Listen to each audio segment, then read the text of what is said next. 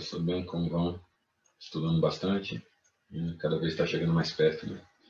Muito bem, vamos agora falar nessa aula sobre o sistema imune, o sistema de defesa do organismo. Basicamente, nessa aula a gente vai falar sobre as barreiras, as proteções que o nosso organismo, o organismo dos animais vertebrados, desenvolveu para tentar conter, se sobrepor ao ataque de organismos patógenos que fazem mal para a gente. Não necessariamente que eles são ruins, não isso, mas que podem fazer mal, cometer doenças e algumas vezes até a morte de alguns animais. Então a gente vai ver isso, eu vou passar aqui para vocês, vou compartilhar a tela aqui com vocês, para vocês irem vendo aqui também, junto comigo, o material, beleza? Certo.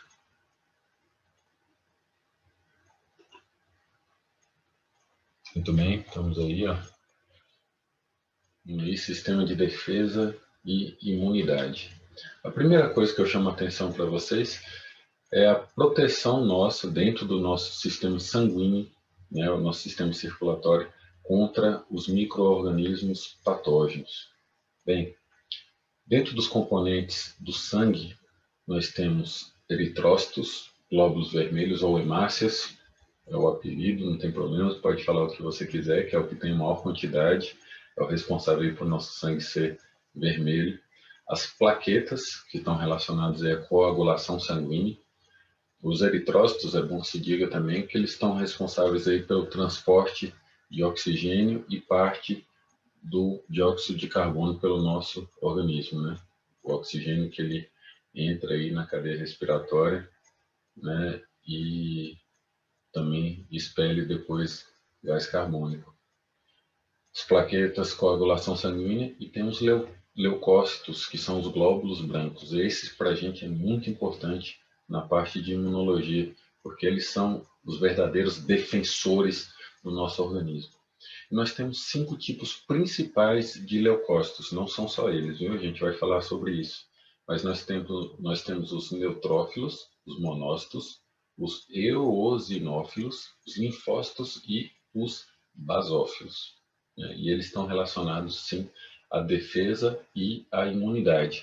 E nós temos 2 tipos básicos de imunidade. Temos uma imunidade inata e uma adquirida ou adaptativa. Vocês vão ver esses 2 nomes. A inata é a primeira que se movimenta. É a primeira que se movimenta.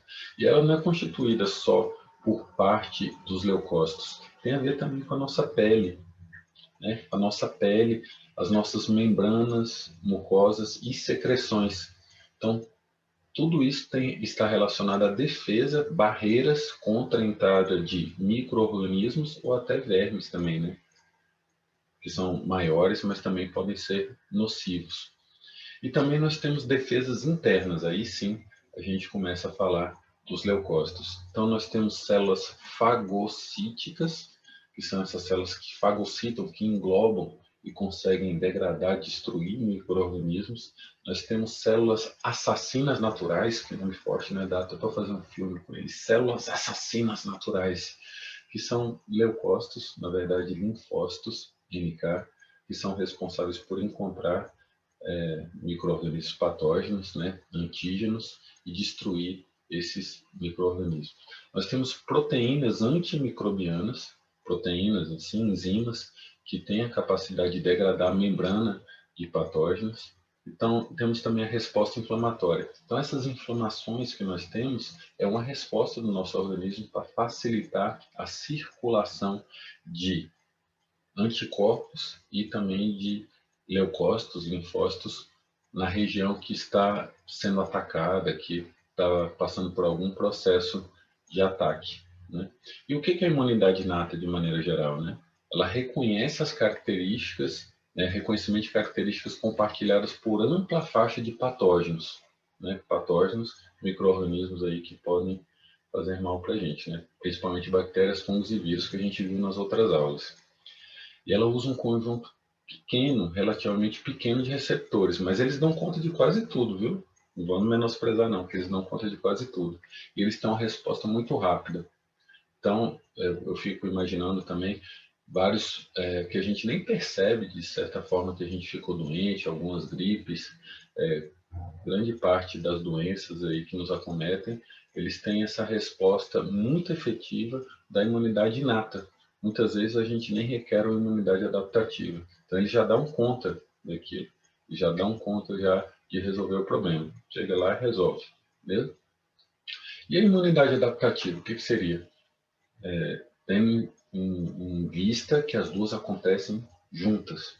A imunidade adaptativa, eles reconhecem características específicas de um determinado patógeno. Quando eu digo específicas, é porque é bem específico mesmo, né? Porque eles reconhecem os antígenos, eles reconhecem partes de uma proteína, partes de qualquer molécula que está na superfície daquele patógeno. Então vejam o tanto que é específico, né?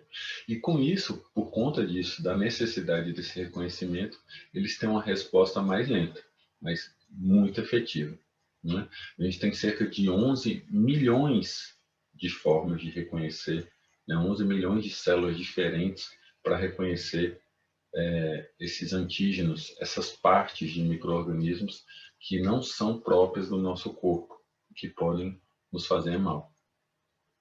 Aí, com isso, tem duas formas da gente atuar, né? Essas respostas, isso, né? Diante de um patógeno dentro do nosso corpo, de um antígeno, né? A primeira é uma resposta moral. O moral, né? Não tem a ver nem com moral, nem com humor. A humoral diz respeito aos líquidos do corpo. Isso aí tanto o nosso sistema sanguíneo quanto o sistema linfático. E ela se dá por meio de anticorpos. A gente está falando muito aí de anticorpos na Covid. A gente fala, será que desenvolveu um anticorpo? Será que não desenvolveu? Então, eles estão no sistema linfático, no sistema sanguíneo, e diz respeito aos anticorpos que defendem contra a infecção nos líquidos corporais. E o outro é a resposta mediada por células. Então, eles estão circulando por todo o nosso corpo na resposta moral. Agora, a gente tem problema dentro das células. Então, com isso, são enviadas células citotóxicas, quer dizer, eles secretam substâncias que matam essas células que estão infectadas, né, e que podem reproduzir, por exemplo, um vírus ou reproduzir uma bactéria. E com isso, ela protege, ela defende contra infecção nas células corporais, nas outras células. Elas impedem que essas células infectadas se propaguem, né?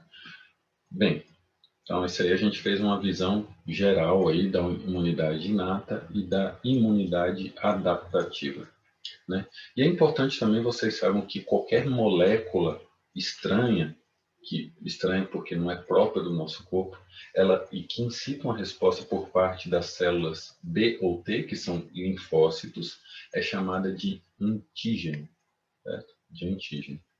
Eu gostaria de voltar aqui um pouco, porque eu falei para vocês que nem todos os leucócitos se englobam nesses 5 tipos aí, né? E eu também vou aproveitar para falar para vocês um pouco sobre cada um deles. Os neutrófilos, os monócitos, eles têm uma característica muito específica, que eles fazem parte dessas células fagocíticas. Elas são grandes e participam, né, do ataque em praticamente todo o nosso corpo. Os macrófagos são um dos monócitos mais conhecidos. Eles são células gigantes, que eles ficam andando para um lado e para o outro, tentando encontrar esses patógenos. Os basófilos estão mais relacionados a inflamações. Eles secretam a histamina. Eles secretam a histamina, que é uma das substâncias que desencadeiam esse processo inflamatório. Os eosinófilos, eles estão mais responsáveis pela proteção a vermes, a micro-organismos um pouco maiores, né? Animais um pouco maiores que podem nos fazer mal. E os linfócitos, esses sim, que aí a gente vai voltar lá para frente, eles estão relacionados com a produção de linfócitos do tipo B ou linfócitos do tipo C, as células B e T, essas relacionadas à imunidade adaptativa, embora também hajam células do tipo T, que são as células assassinas naturais, as células NK, que também são linfócitos e estão na imunidade inata e não na adaptativa ou adquirida. beleza? Então, retomando, qualquer molécula estranha que não faz parte do nosso corpo e que incita uma resposta por parte das células B ou T linfócitos é chamada de antígeno. Antígeno, beleza? E esses antígenos são os que são reconhecidos no nosso corpo por nosso sistema imune. Muito bem, eu queria mostrar para vocês agora um filmezinho mostrando os macrófagos em ação, beleza? Eu não sei se vocês vão... Eles não têm som, então eu gostaria que vocês prestassem atenção aí na ação desses macrófagos, essas células grandes que são monócitos, um tipo de leucócitos. Pessoal, e outra questão também, todos os leucócitos são produzidos na medula óssea. Todos eles são produzidos na medula óssea através de células totipotentes. Já ouviram falar disso? Células totipotentes são essas que têm a capacidade de se diferenciar em diferentes células do organismo. Muito bem. Vamos ver lá os macrófagos em ação.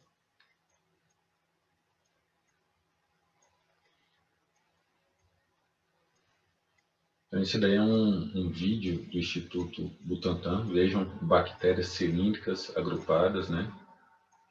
São aquelas, os bacilos. E vejam um macrófago começando a englobar todas elas. Veja o tamanho do macrófago e veja o tamanho das bactérias. E veja como é que ele vai se jogando, né? Se expandindo para dentro, né? Colocando as bactérias para dentro da sua superfície celular. Eu vejo agora as bactérias em vermelho e os macrófagos atuando. Veja o tamanho de um e do outro. Ó. Eles começam a englobar as bactérias. É incrível, né, gente? Muito legal. Tudo isso acontece sem a gente nem ver.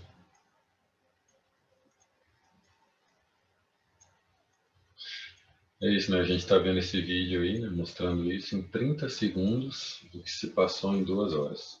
Então, em 2 horas eles englobaram ali aquelas bactérias. Muito bem.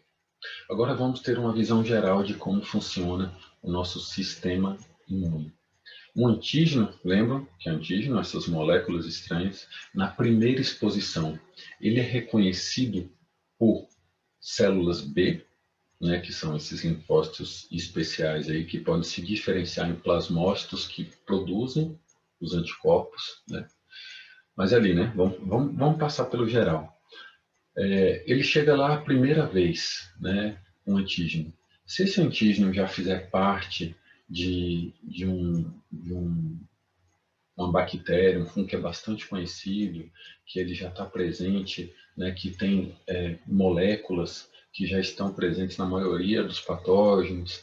Com isso, ele é reconhecido pela imunidade por células específicas ali, como os macrófagos, os neutrófilos. Ele já é reconhecido por essas células e com isso ali ele já é neutralizado. Então, o sistema, a imunidade inata está funcionando. Bem, agora vamos ver como é que funciona a imunidade adaptativa. Tem uma célula que eu não falei para vocês, que são as células dendríticas. É isso mesmo, um nome lindo para colocar no filme, células dendríticas. E elas têm vários tentáculos, a gente vai ver um vídeo ali para frente. Por isso que ela pode ser diferenciada de um monócito, uma daquelas células dos leucócitos, mas eles também têm outras origens. E eles são uma das principais células apresentadoras de antígenos. Os macrófagos também são apresentadoras de antígenos. Os neutrófilos também são. Essas células, o que elas fazem? Elas englobam esses antígenos, essas partes, esses patógenos, né? Elas reconhecem que aquele patógeno, aquele antígeno não faz parte do nosso próprio corpo. Depois que eles englobam, fagocitam aquele antígeno, aquele patógeno, eles expõem o antígeno, expõem na sua superfície. Depois que eles expõem, eles apresentam eles para células T, que a gente chama de células T auxiliares, esses linfócitos, né? Ou eles apresentam também para as células T citotóxicas, né? Que é as que citotóxicas, que é as que colocam substâncias, né, eles secretam substâncias nas células que estão infectadas, né, para degradá-las, para inativá-las, para matá-las. Né? Ou esses antígenos são reconhecidos diretamente pelas células B, outro tipo de linfócito. Muito bem. Travando a língua aqui.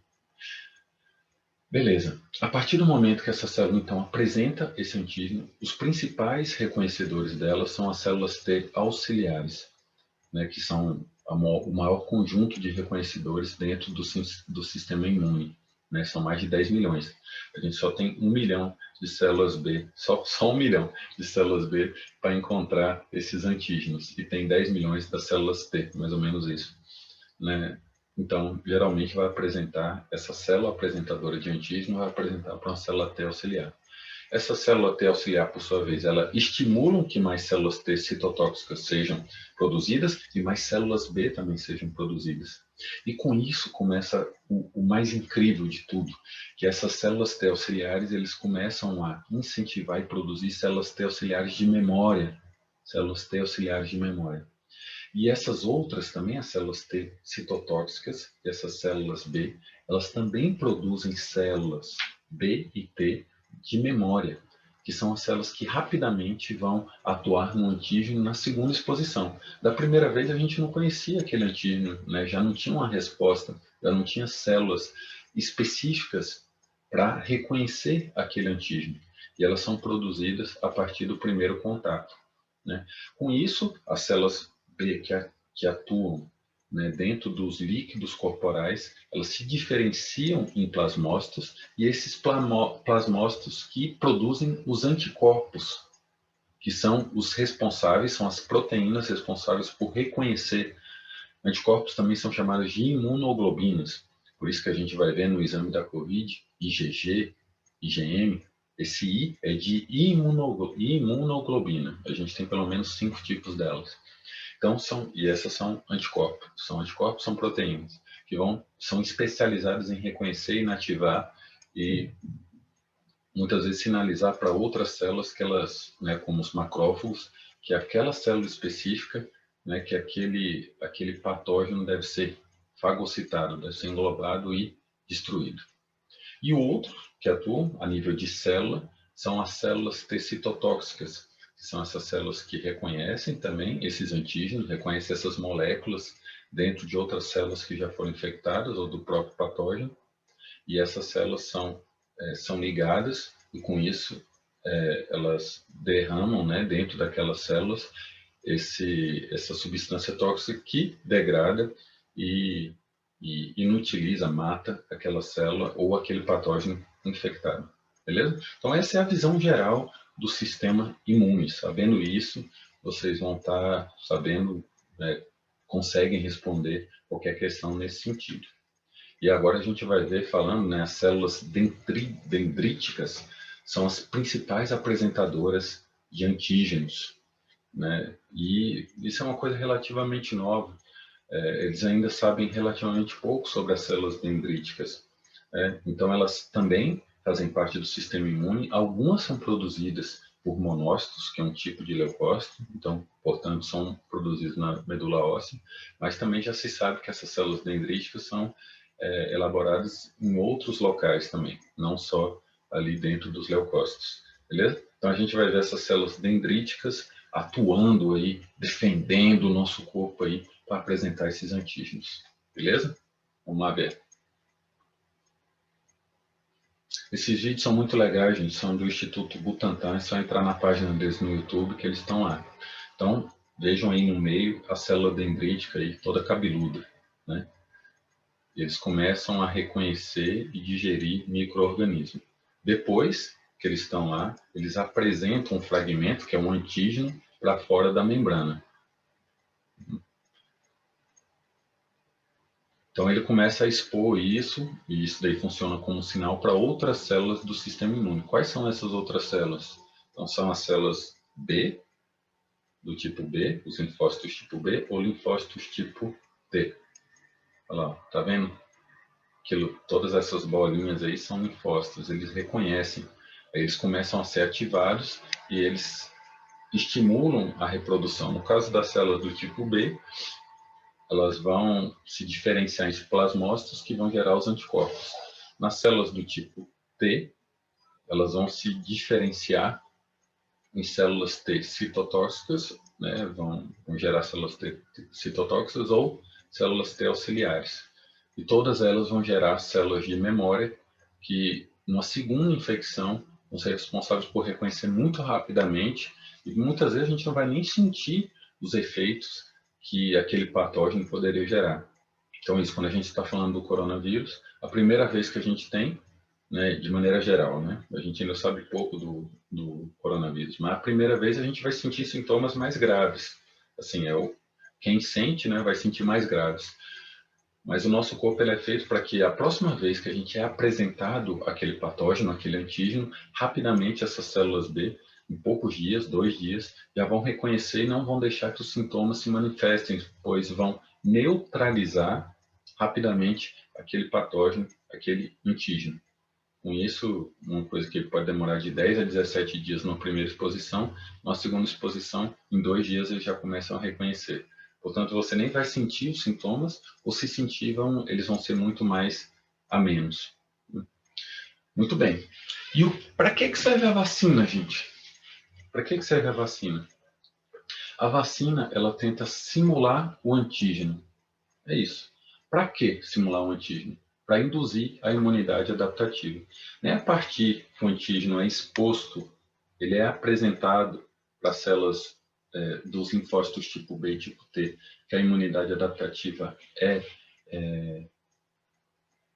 como é que se fala? Ela é induzida, ela é mostrada, ela é ativada, né, a partir do momento que o antígeno é apresentado. Portanto, as vacinas, o que elas fazem é simular, né, ou apresentar esse antígeno para o sistema imune, para os linfócitos tipo B e linfócitos tipo T, para que a gente reconheça aquilo como um patógeno, gere uma imunidade adaptativa, a gente gere anticorpos, gerem células T de memória, B de memória, para que, caso a gente venha a ter contato com aquele patógeno, aquele antígeno, isso não seja um problema para nós, certo? Então, as vacinas servem para isso. Eles antecipam, é uma prevenção. Isso é uma coisa que cai bastante na prova. As vacinas servem para prevenir, né? A gente toma ela antes de ter contato com algum vírus. Algumas são diferentes, como a vacina da raiva, que você teve contato ali, o cachorro te mordeu, você não sabe exatamente se ele era vacinado ou não. Aí você toma, vamos supor que ele não fosse vacinado, você toma essa vacina da raiva, mas esperando que antes de manifestar os maiores sintomas, né, da raiva, ela comece a reconhecer o vírus, né, reconhecer esse patógeno ou partes desse patógeno e já ataque antes dele manifestar os principais sintomas, que pode levar à morte, né? Muito bem, e a gente tem diferentes tipos de vacina, né? A gente tem N tipos, né? Aqui a gente está vendo 7 tipos de vacina, né? Cada uma já colocada para determinadas doenças. Então, as principais vacinas, até as primeiras, elas são feitas com organismos atenuados, eles são vivos, mas eles estão enfraquecidos, então eles não são patogênicos, não têm a capacidade de ocasionar, de demonstrar os sintomas da doença, né, os sinais e sintomas da doença. Então, febre amarela, pólio, a rubéola, sarampo, cachumba, catapora, tuberculose, então são vacinas que são feitas com organismos atenuados, enfraquecidos. São vivos, mas enfraquecidos. Outro tipo já é com organismos inativados ou mortos. Então, a hepatite A, raiva, cólera, gripe, febre tifoide, coqueluche, a própria polio também, né? É outro tipo. Então, tem 2 tipos a polio: organismos atenuados, né, enfraquecidos, ou organismos inativados ou mortos, sem capacidade de gerar sinais e sintomas da doença. Beleza? Outro tipo é um composto tóxico inativado. Então, ele pega um composto tóxico inativado, um composto de bactérias, por exemplo, que são inativados, e colocam, né, dentro ali da vacina, colocam dentro do nosso corpo também, sendo responsáveis por começar essa imunidade adaptativa, gerar anticorpos e células T de memória. Então, a difteria, tétano, atrás também são vacinas que utilizam esse composto tóxico inativado. Outros, que é um dos principais aí que estão sendo feitos em relação ao coronavírus, são vacinas de subunidades. Então, eles colocam no nosso corpo proteínas, por exemplo, o antígeno. No caso, a gente viu na aula passada que o antígeno, né, o principal elemento de ligação de reconhecimento do coronavírus é a proteína spike, a proteína S, que ela reconhece uma célula do trato respiratório, especificamente. Então, reconhece e se liga a essa célula, essa proteína spike, depois se espalha pelo corpo. Mas eles estão fazendo o quê? Eles estão fazendo em laboratório ou reproduzindo essa própria proteína, de forma que, ao ser colocado no corpo, ela é reconhecida, né, ela é reconhecida por aquelas células apresentadoras de antígeno, ela é fagocitada e ela é mostrada, ressaltada para o sistema, para os linfócitos tipo B e tipo T. Certo? Então, a gente já tem algumas vacinas feitas dessa maneira. Hepatite B, pneumonia, né, meningite, HPV. E outros também, a gente tem vacinas conjugadas. Né? Vacinas conjugadas também são essas vacinas que elas vão com polissacarídeo, né, que facilitam ali a permanência dela dentro do organismo. É uma vacina que ela tem ali um organismo atenuado, inativado, mas o essencial dela é que ela vai com um carboidrato que aumenta a sua capacidade de resistir ali dentro do organismo a um patógeno, ao sistema, enfim, né, ao ataque de outros patógenos. Então, é uma vacina conjugada. Ela vai com o organismo mais uma capa, um envelope de carboidratos. Outro, vacina de DNA. Até hoje a gente não tem nenhuma vacina de DNA e nem uma vacina feita por vetores recombinantes.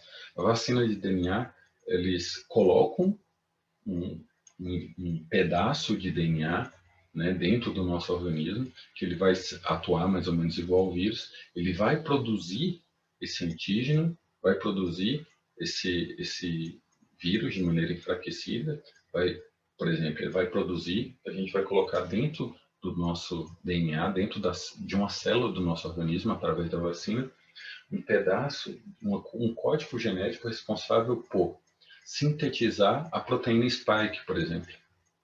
Então, a gente nem vai ter contato com nenhum tipo de vírus, nem morto, nem atenuado. Esse código genético ele vai ser levado para dentro do nosso corpo e ele vai codificar, né, através ali da transcrição, da tradução ali do retículo endoplasmático rugoso, dos ribossomos, vai produzir a proteína spike. Essa proteína spike ela vai ser reconhecida como antígeno, que ela não é própria do nosso corpo, e com isso vai gerar resposta imune adaptativa. Isso daí é uma teoria, gente. A vacina moderna dos Estados Unidos ela está sendo feita com essa tecnologia. E por fim, né, mas a gente ainda não tem muita certeza do que ela pode causar ou não. E outra é o vetor recombinante, que pega um tipo de vírus, modifica ele geneticamente para ele produzir algum antígeno, por exemplo, como a proteína spike.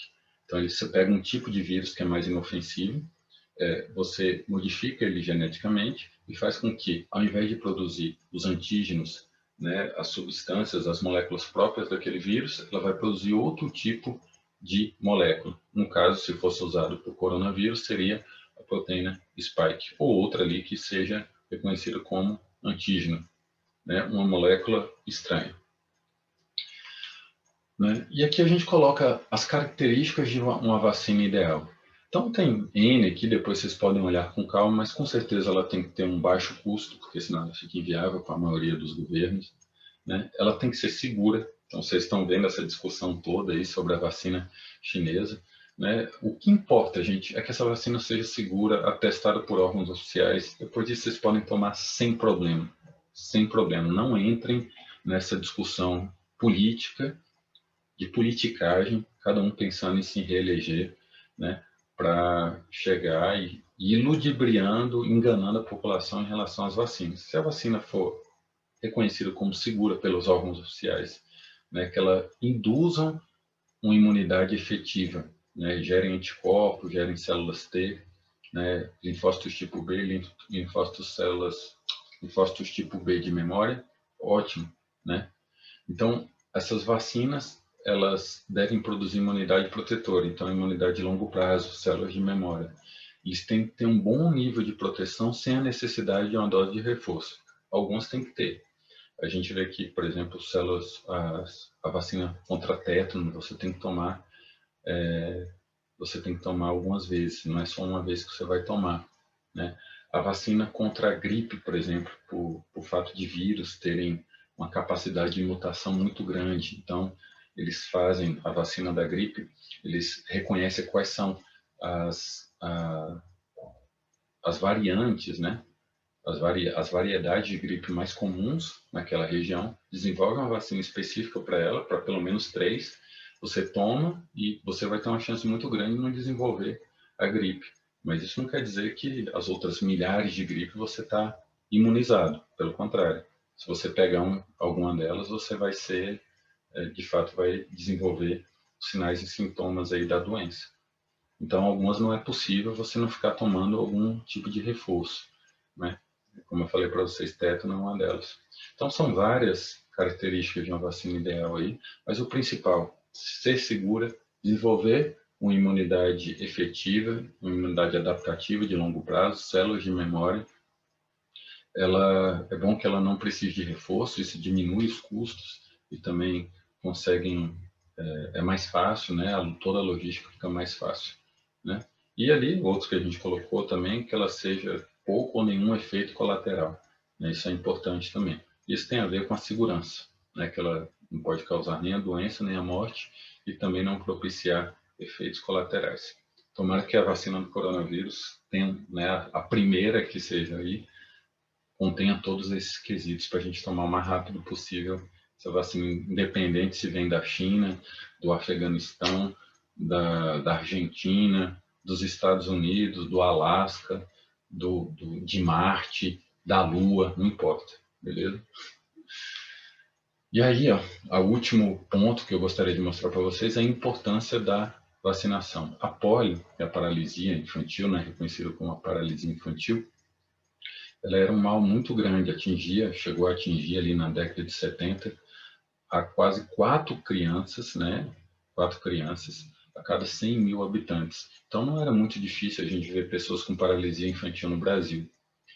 Desde 78 foi elaborada, sintetizada a vacina e começou a ser aplicada aqui no Brasil, desde 78. A gente vê claramente nesse gráfico que a partir de 2 anos depois, né? Começou em 79, desculpa, em 79. Em 80 já caiu a incidência. Quando foi em 81, essa incidência já estava próxima de zero. Tudo isso por conta da vacinação. Vocês vejam que a cobertura vacinal, são essas linhas aqui que estão em um tom mais azul e verde, essa cobertura vacinal, quando ela caiu alguns anos depois, em 84, houve um surto, uma epidemia de pólio no Nordeste. Depois, essa cobertura vacinal, isso é, a quantidade de pessoas que tomavam a vacina começou a crescer novamente, né? E com isso foi para zero. Não teve mais pólio no Brasil. Pessoas que nasceram na década de 90, né, não já tiveram esse mal com seus semelhantes, não viu mais a polio sendo propagada para seus iguais, né, para pessoas da comunidade.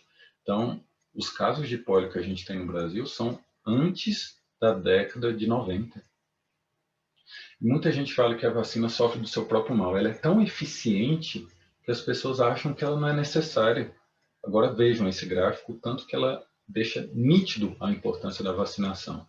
Então essa é uma discussão que para mim não era nem para existir no Brasil, mas ela está em voga. O pessoal está desconfiando de vacina, está desconfiando daquilo que pode salvar a si próprio e seus familiares, né, seus filhos e filhas. Então vamos ajudar a propagar essa boa informação. A vacina é fundamental. Não deixem de se vacinar e vacinar pessoas aí próximas, né, que vocês têm algum tipo de influência, certo? Muito bem, gente. Esse é o final da nossa aula. Muito obrigado. Valeu demais. Até a próxima aí para a aula de ecologia. Um grande abraço.